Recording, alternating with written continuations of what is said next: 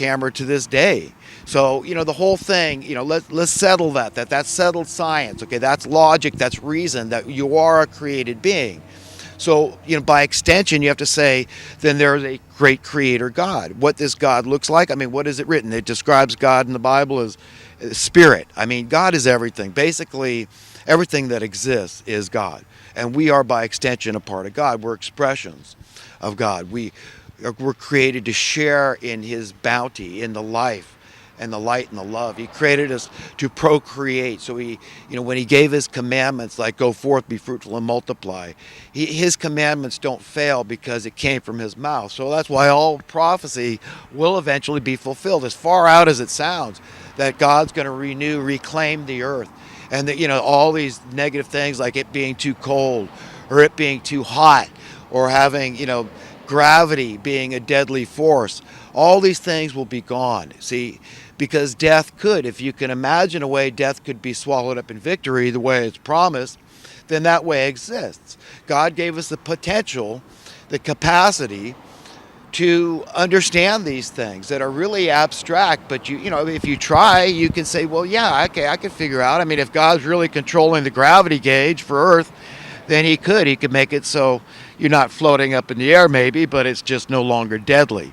He can change your atomic structure, literally. The DNA, so that it's, diseases, nothing can threaten your physical body, although you have a physical body with, all your senses and everything.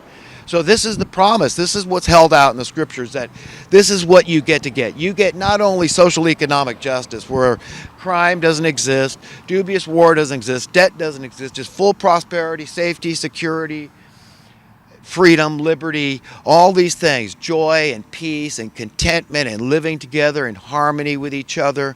All these things are coming. Okay, and this is what we need to prepare ourselves for. If you're on the side of the righteous and you're willing to have that kind of world, then there's no logical reason why you wouldn't be accepted in it. In my mind, I can't. It's, you're owned. You're just as loved as anybody else. We're all equal in the sight of God, equally beloved. And, God even loves the wicked ones, and that's what we're called on to do. This is the whole love your enemy thing. It doesn't mean you don't have a right to defend yourself from your enemy if your enemy is threatening your life.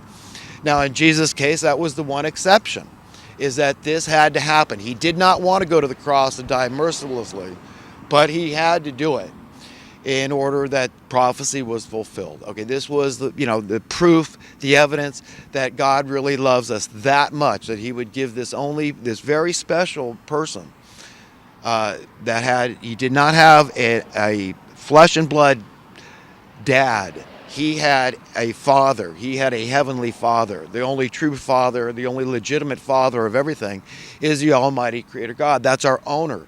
That's the one that loves us and understands us in a way that we can never fully understand. But it's good that we try. It's good that we spend time. This is where prayer comes in. You pray. You say, God, help me.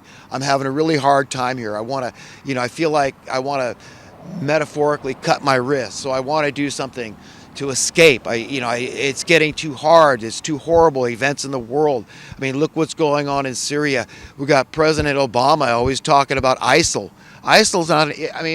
Are we in Libya? He's talking about that's the Islamic State in Libya he's referring to, and really what's all over the news and everybody else is saying is ISIS. That's the Islamic State in Syria is what the concern is. So, everything is confused and muddied. This is the Babylon factor. This is how they disempower the masses. Our heads are spinning. We're going here, there, and nobody's even talking about the real issues anymore. And that's the stuff I always like to get into, is the bottom line, end of the day. It's all about the money. It's all about how do we turn around this trend of this ever-growing wealth disparity in the world, okay? It's not just in America. This stuff's happening worldwide, this New World Order bunch. Here's something. This mainstream media, do you ever hear them talking about the New World Order?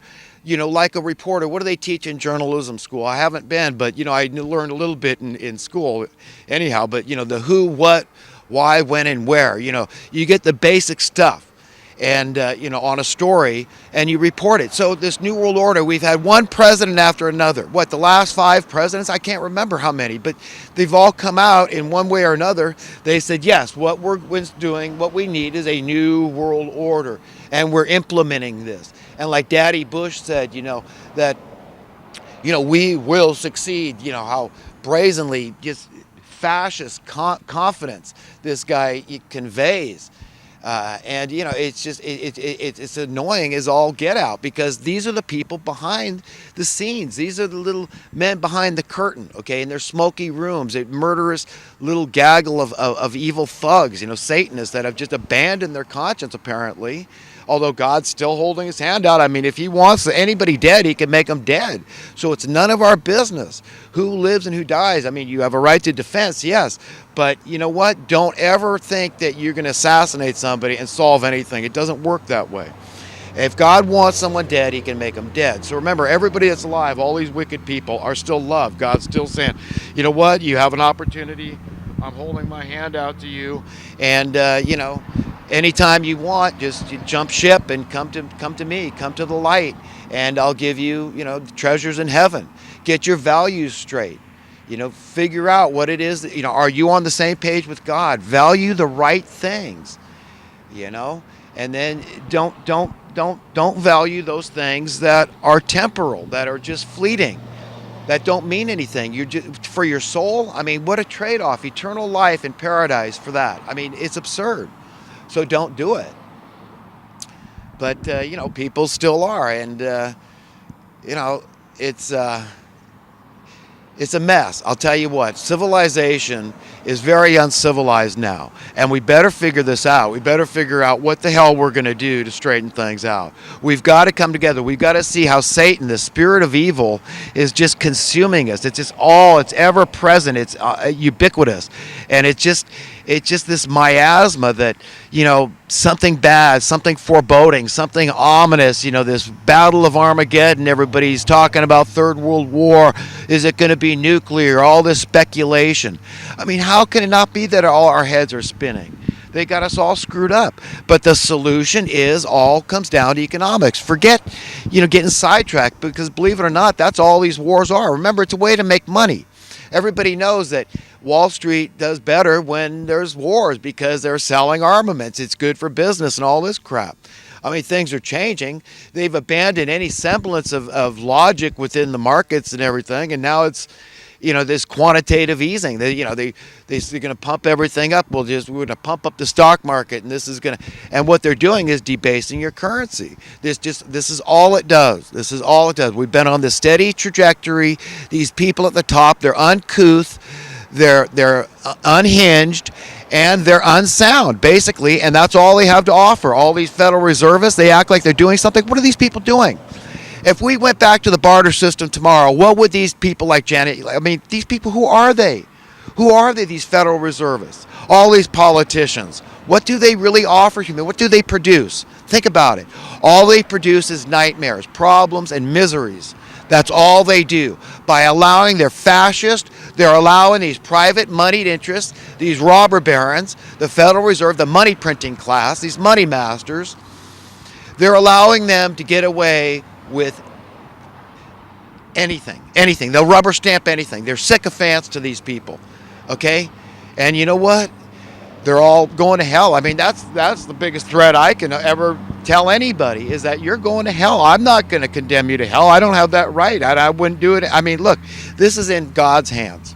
I might confine you. Yes, I'd say, look, all these people here, they need to be in ethics rehabilitation centers. How's that? Is that gentle enough for you? Whatever it is, we got to get to the bottom of this thing and turn it around. We want sound currency. We want low crime. We want no crime if possible. We want no debt if possible, and it is possible.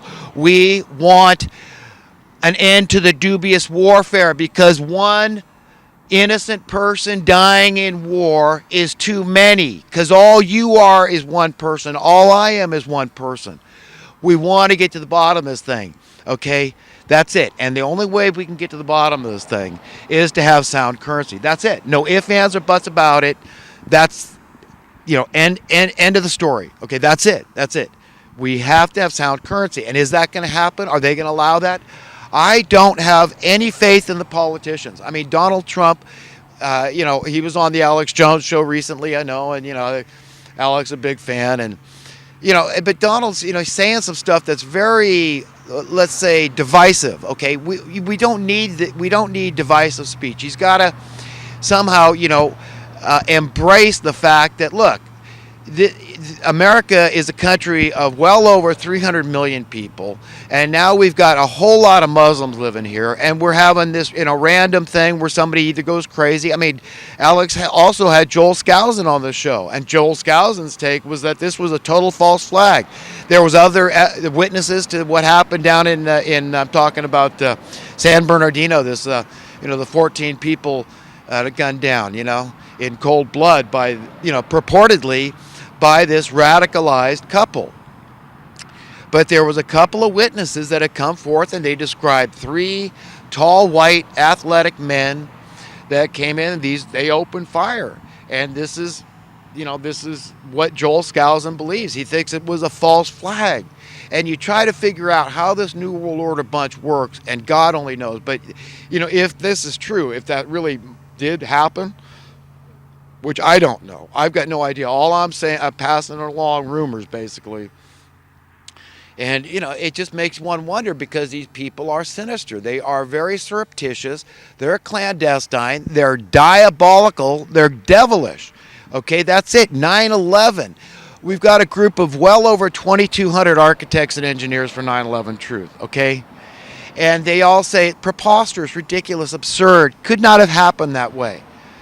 And yet the official story from our government, from all the, all the independent investigations, whatever they had for the 9/11 Commission, this is what they've got, okay? And you know what? It stinks to high heaven. So God knows what's going on. And what would be the motivation? God only knows that too, almost, because if they're trying to, deter gun ownership, it's having the opposite effect in America. I mean, they got to understand, look, if you don't want to, people in America cherish their Second Amendment rights.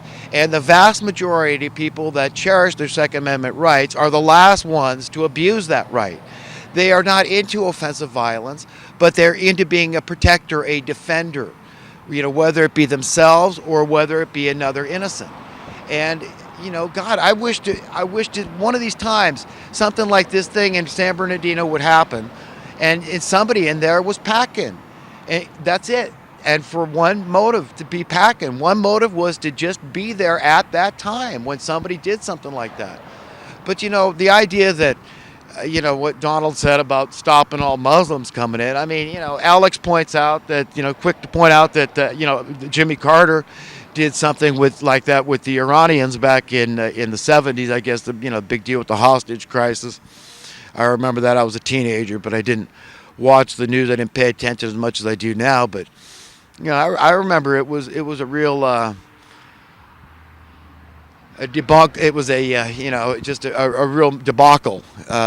So, but anyhow, I don't know. I don't. All I know is that Donald Trump is an interesting character, and I don't know if he's going to be president, if Hillary Clinton. I think one or the other.